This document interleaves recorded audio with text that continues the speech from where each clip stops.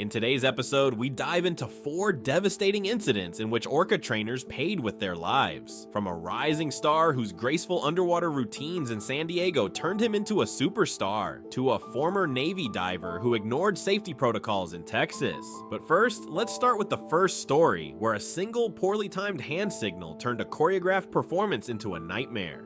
But before we start, subscribe to our channel and leave your like. Now, let's get started. Theme 1, the performance and the fatal error. His movements were perfectly synchronized as the music echoed through the stadium. The first 20 minutes went exactly as rehearsed. Titan responded to every hand gesture, every whistle, every subtle change in Claire's posture. The audience applauded as he catapulted into the air. His massive body seemed to float for a moment before crashing forcefully into the pool. Then came the signature sequence, a complex choreography where Claire signaled Titan to dive deep, then resurface directly below her and lift her dramatically about 4.5 meters above the water. Claire raised her right hand and gave the signal to dive, but focused on the energy of the crowd, she lifted her hand 3 seconds early. Titan, who had already begun diving, suddenly went out of rhythm with the choreography they had practiced hundreds of times. Claire immediately recognized her mistake and dove toward Titan in a desperate attempt to reorient him and save the sequence.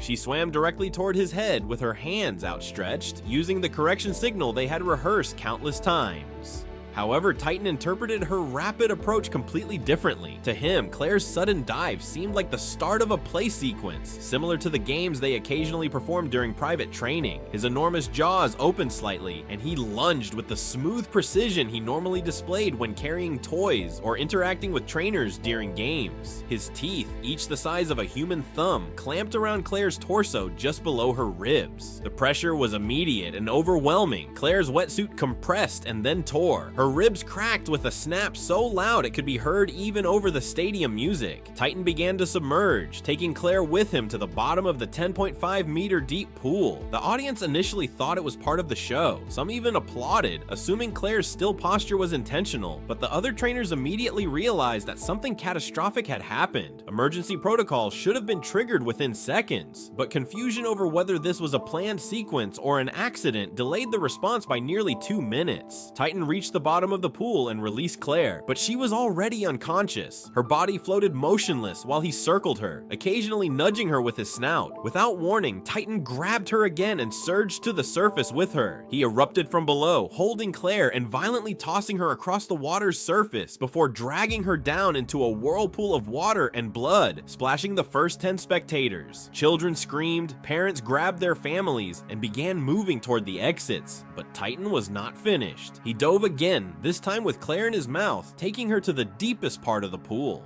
Theme 2, continued attack, consequences, and new risks.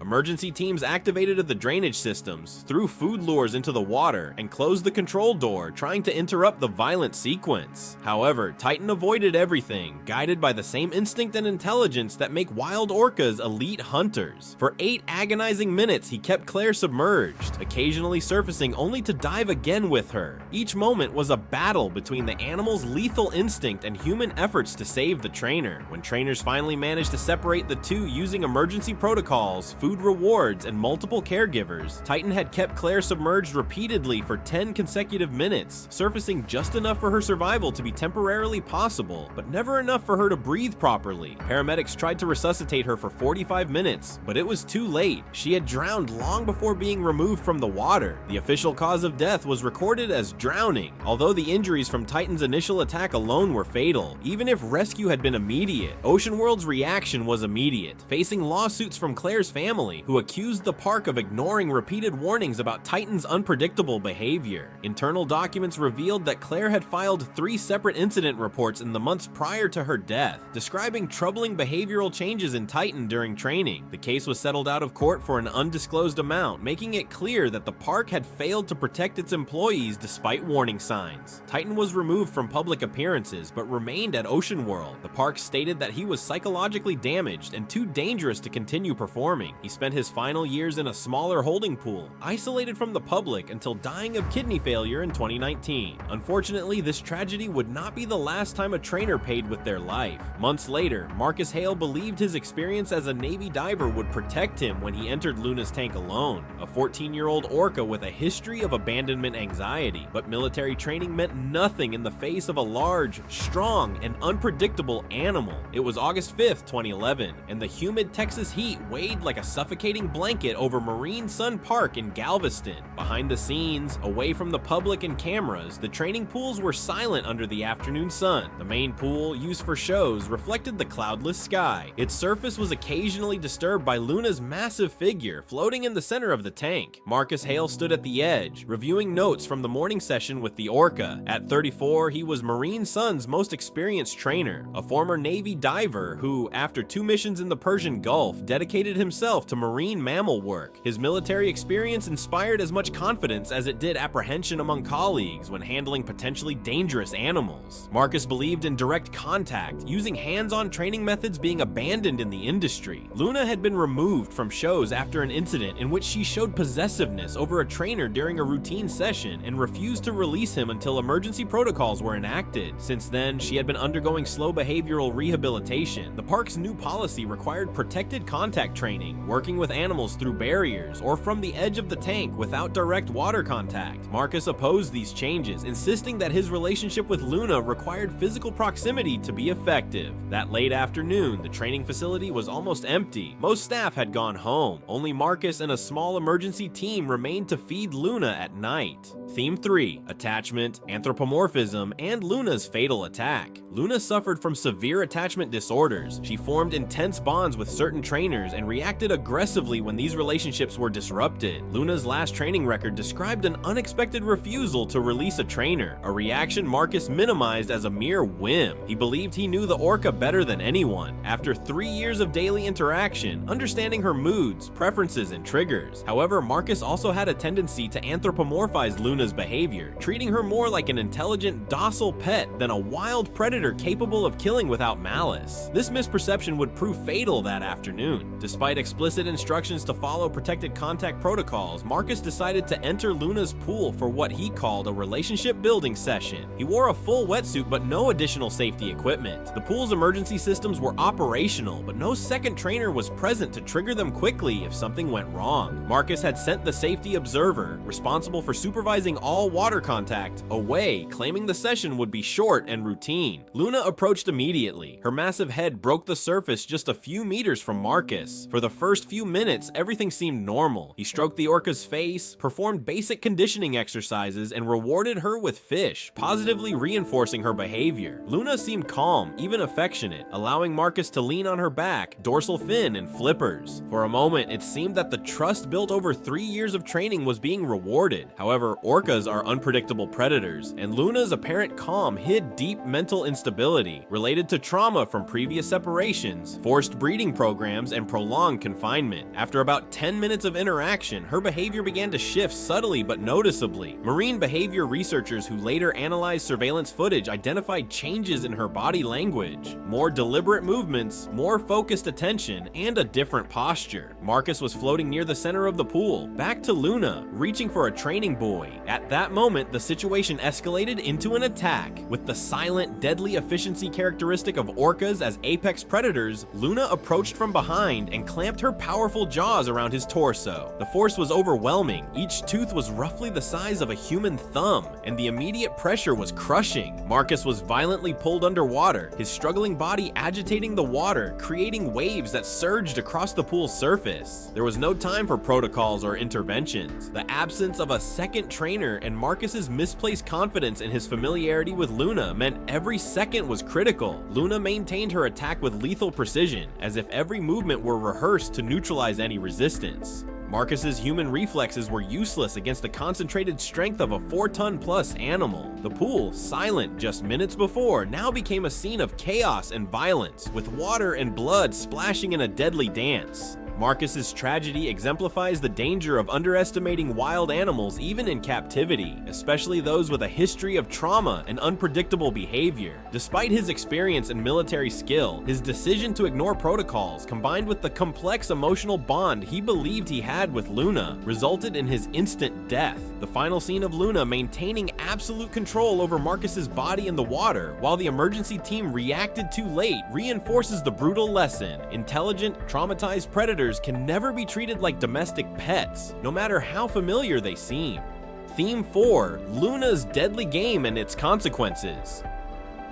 Luna's first bite shattered 3 of Marcus's ribs and pierced his left lung, yet he remained conscious, breathing in short, painful gasps as the orca's jaw pressure held him fast. Luna began to submerge, dragging Marcus to the bottom of the 12-meter deep tank. His attempts to free himself were useless. He kicked desperately, struck his face with his fists, but the orca's colossal strength overpowered any human resistance. For almost 3 minutes, Luna kept Marcus underwater before surfacing just enough to breathe, but not enough for him to do so. His body remained firmly in her mouth. Instead of releasing him, Luna began what marine behavior researchers call an object play, a behavior in which orcas manipulate objects around them for entertainment or stimulation. Every movement Marcus made became part of a deadly game. Luna threw him into the air, caught him again, and dove, causing repeated impacts that fractured more bones and inflicted massive internal injuries. The security guard watching the surveillance cameras noticed the disturbance and triggered emergency protocols. However, Luna did not respond to calls or the food rewards that normally attracted her to the pool edge. For over 10 minutes, she continued her deadly play, alternating between submerging with Marcus's body and bringing him back to the surface. Since no other trainers were present and only one security guard was monitoring the cameras, several minutes passed before help arrived, and even more time passed before anyone could intervene. When Luna finally released Marcus's body, he had been underwater for almost 15 minutes in total. Paramedics tried to resuscitate him for more than an hour, but he had already suffered massive blunt trauma to the chest and abdomen, as well as drowning. He was pronounced dead on site. The Occupational Safety and Health Administration, OSHA, immediately launched an investigation and ultimately fined Marine Sun Park $5,000 for failing to implement its own safety protocols. Marcus's family filed a wrongful death lawsuit, claiming the park had created a dangerous work environment by tolerating violations of regulations. Luna was isolated for 6 months while researchers assessed her psychological state. Eventually, she was transferred to a modified training program but never returned to public performances. The incident prompted industry-wide changes to training guidelines. Direct contact with water was banned in most facilities, but the tragedy did not end there. Jennifer Lyle believed that the darkness of a nighttime show would increase the drama of her performance. Instead, she created the perfect conditions for a fatal miscommunication. It was March 14th, 2010, and the sun had already set hours earlier over the Pacific Marine Theater in Orlando, Florida. The famous nighttime show at the facility was about to begin, transforming the display pool with underwater lighting that drew tourists from across the country. Colored lights illuminated the water from below, creating an ethereal blue-green glow that made the massive figure of Blaze, an 11-year-old male orca, appear almost supernatural as he glided through the depths. Jennifer Lyle stood at the edge of the tank, adjusting her wetsuit one last time before the show began. At 29, she was one of only 2 trainers certified for nighttime performances at Pacific Marine, a recognition that required months of specialized training and a flawless safety record. Her theater experience made her an ideal candidate for the program. She understood the timing, choreography, and dramatic elements that made these nighttime shows so popular with visitors. The performance was the Pacific Marine's most ambitious production, a combination of live animal displays, synchronized lighting, music, and special effects. Theme 5: Orcas in Captivity. Incidents and training hazards. The pool was bathed in an ethereal glow, illuminated solely by underwater lights that transformed the aquatic arena into a surreal spectacle. Trainers and orcas appeared to move as if suspended in midair, a choreographed ballet of fluid grace and power. Yet, the very lighting that enchanted the audience also created visual distortions and blind spots, compromising depth perception and spatial awareness, factors absent in daylight performances. Blaze, a 6.7-meter long 4-meter-long orca weighing nearly 4 tons had been performing in nighttime shows for over 2 years. Though smaller than some adult male orcas, he was exceptionally skilled and had completed over 500 performances, earning a reputation as one of the most reliable and experienced show animals in the facility. His familiarity with the choreography, combined with the precision demanded by the nighttime program, gave trainers a false sense of security about the relative safety of the routine. That evening, the theater was filled with 2,200 spectators, mostly adults drawn by the promise of a sophisticated, dramatic performance. Marketed as a higher-level alternative to daytime shows, it featured complex choreography, dynamic lighting, and immersive sound effects, elements designed to create a sense of awe and wonder. But while the audience marveled at the spectacle, the conditions posed hidden risks for the orca and trainers alike. Orcas navigate the world primarily through echolocation, emitting sound waves that reflect off objects to form mental maps of their surroundings. This biological sonar allows them to hunt with incredible precision, even in complete darkness or murky waters. However, in captivity, the artificial lighting and altered acoustic environment interfere with this natural system. Reflections, shadows, and reverberations can confuse an orca's spatial awareness, creating conditions that never occur in the wild. The underwater lights, though mesmerizing for human viewers, produce strobe-like effects, constantly shifting shadows and highlights across the pool floor and walls, further complicating Blaze's perception of distance and position. The show began smoothly. Trainer Jennifer entered the pool, guiding Blaze through a series of dives along the pool edge. The dynamic lighting patterns cast moving shapes over the animal and trainer, making them appear to float through space rather than swim in a concrete enclosure. For the first 30 minutes, Blaze responded flawlessly to hand signals and position cues. The danger emerged during the climactic sequence. Designed as the show's dramatic centerpiece, Jennifer positioned herself in the center of the pool while Blaze executed high-speed laps around her. The underwater lighting synchronized to his movements to create a dazzling interplay of shadows and highlights. For the audience, it was breathtaking, but for the orca and trainer, it introduced a high-risk scenario. As Blaze completed his third lap, the strobe-like effects and constantly shifting illumination caused Jennifer to lose visual contact with him. The underwater lights, combined with reflections off the pool surface and walls, made it nearly impossible to accurately judge his speed, trajectory, or proximity. Blaze, relying on a combination of visual cues and echolocation compromised by the artificial environment, was at increased risk of miscalculating his movements. In these split seconds, the performance transformed from a carefully rehearsed routine into a potentially deadly scenario. Even the most experienced orca could misjudge the position of a human in a space where perception had been distorted by artificial conditions. The very choreography designed to enthrall spectators now placed both trainer and animal in a precarious situation, illustrating the inherent hazards of captive orca performances under unconventional lighting and environmental setups. The incident highlights a crucial point. Captivity imposes conditions that disrupt natural behaviors, even in highly trained animals. Theme 6: When Beauty Becomes a Danger, Orca Show Incidents.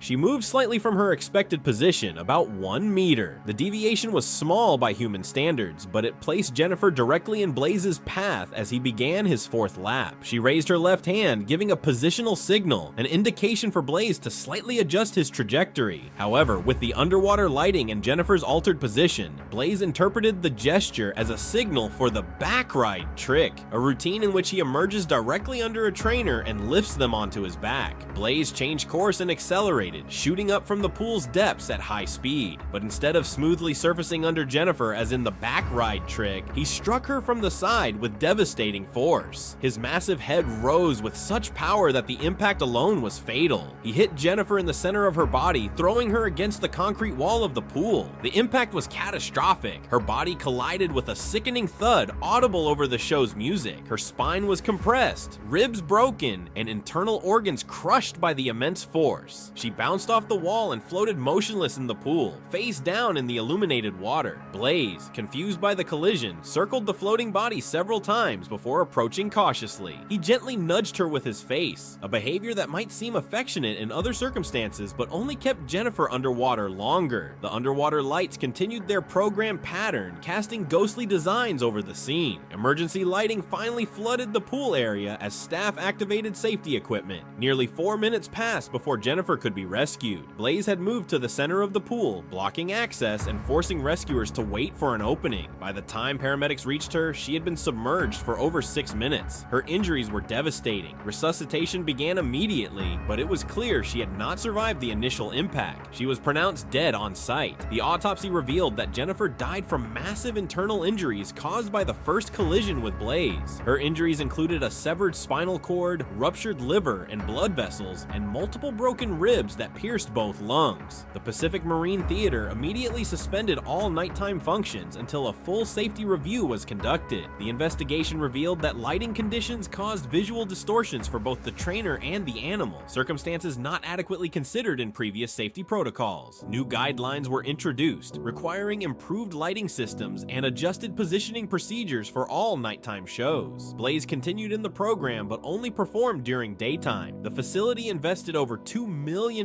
in modernized lighting systems and safety measures before resuming nighttime shows 6 months later. Jennifer's family waived legal actions and accepted a settlement with the facility's insurance. But environmental factors were not always the cause. Sometimes danger arose from the deep emotional bonds between trainers and their animals, bonds that could cloud judgment at the worst moments. Daniel Reyes had worked with Eco since she was rescued as a calf, but that very relationship would cost him his life. It was October 21st, 2012, and morning fog hung thickly over the Coastal Aquatic Center in Jacksonville, Florida.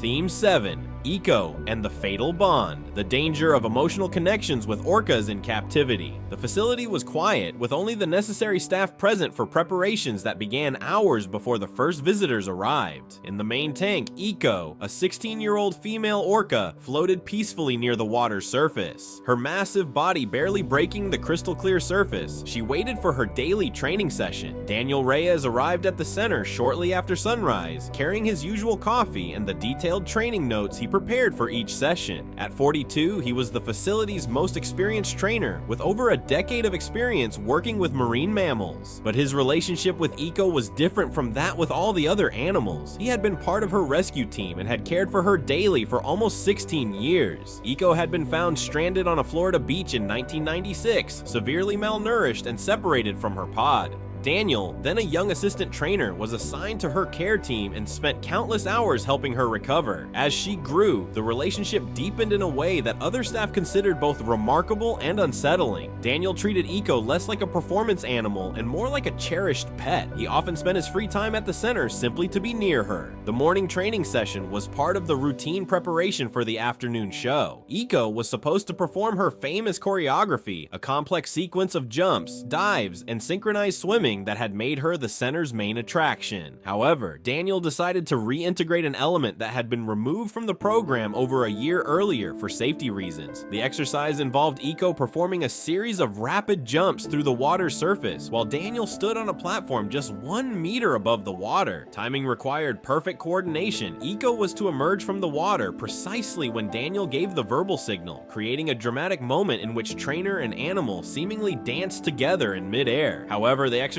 had been previously canceled after several near misses, during which Eco's trajectory passed dangerously close to the platform. Orcas form complex social bonds that can last a lifetime. In the wild, these relationships are crucial for shelter, protection, and raising offspring. In captivity, orcas often transfer these intense social needs onto their human caregivers, which can become problematic once the animals reach adult size. Eco's bond with Daniel was especially strong. She became restless when he was absent and frequently refused to cooperate with other trainers. This emotional dependence, as touching as it was, led to dangerous situations in which normal safety protocols were ignored in favor of the relationship. Daniel positioned himself on the platform while Eco waited in the pool below. The second trainer, responsible for supervising the session, had stepped away, but Daniel decided to proceed. After all, he had performed this exercise with Eco hundreds of times and fully trusted their connection. He gave the verbal signal, a sharp whistle, followed by Eco's name in a specific tone. Eco reacted immediately, diving deeply before emerging with the explosive power that makes orcas impressive predators. But something went wrong with the timing. Instead of safely jumping away from the platform, Eco headed directly toward Daniel's position. Her enormous head collided with tremendous force against the platform, destroying the fiberglass structure and throwing Daniel into the water.